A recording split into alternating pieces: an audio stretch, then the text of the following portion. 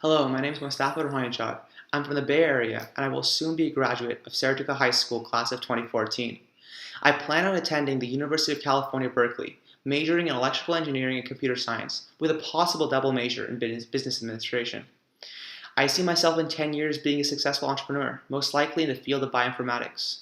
I'm a proud first-generation Iranian American, and have always tried to embrace the best of both cultures. My journey to America and the process of growing up here were highly formative and have helped sculpt my passions and desires. When I was 5, my parents came to America to pursue medical fellowships and to eventually get green cards for our family. I was sent to live with my family in Tehran. For a 13-month period, I was raised by my grandmother and grandfather, a serial entrepreneur who rose from a dirt-poor village near the eastern border of Iran to create companies in industries ranging from automotive to import and export. Every day when he came home from work, I would excitedly demand him to tell me a summary of his day.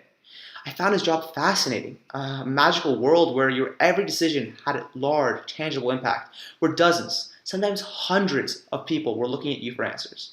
The speed of the job, the ecstasy of success, even the bitter regret of failure were intoxicating.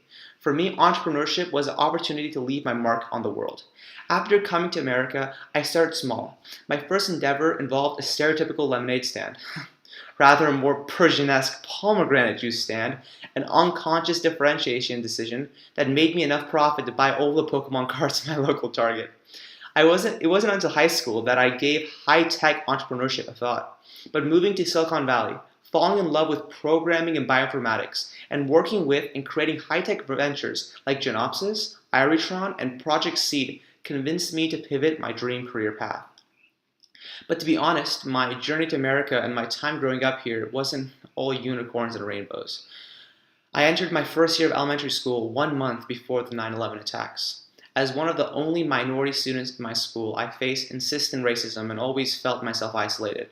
Let's just say being called a terrorist was one of the nicer comments. Almost as a self-defense mechanism, my family became even closer. In Iran, we had an enormous extended family and tons of friends, to the point that we were going on mehmunis, the Persian word for get-togethers, 2 to 3 times a week. A silver lining of those early days in America was that my brother and I, who always used to fight in Iran, became the best of friends in America. Whether in the recess or in our backyard at home, we would play, if only since no one else would with us. I will always appreciate our sword fights with sticks we got from the forest or our imaginary spaceships we built from leftover cardboard. In the beginning, I always wanted to go back, insisting at every family dinner that I wanted to leave. My father always patiently replied with the pros of living in America, advantages that went over my head. I will always be grateful for all the self-sacrifice, blood, and tears my parents poured into me. Even now, the effort I exert at school or in my extracurricular activities is inspired by my father's and mother's willpower. My time in America has helped me develop the attribute I'm most proud of, a dogged willingness to face any obstacle or adversity and strive to overcome it. I want to end on a quote that has always inspired me at times of hardship and is my favorite quote from my favorite poet, Molavi, or as commonly referred to in America as Rumi. He wrote in the Masnavi, "Hardship may dishearten at first, but every hardship passes away.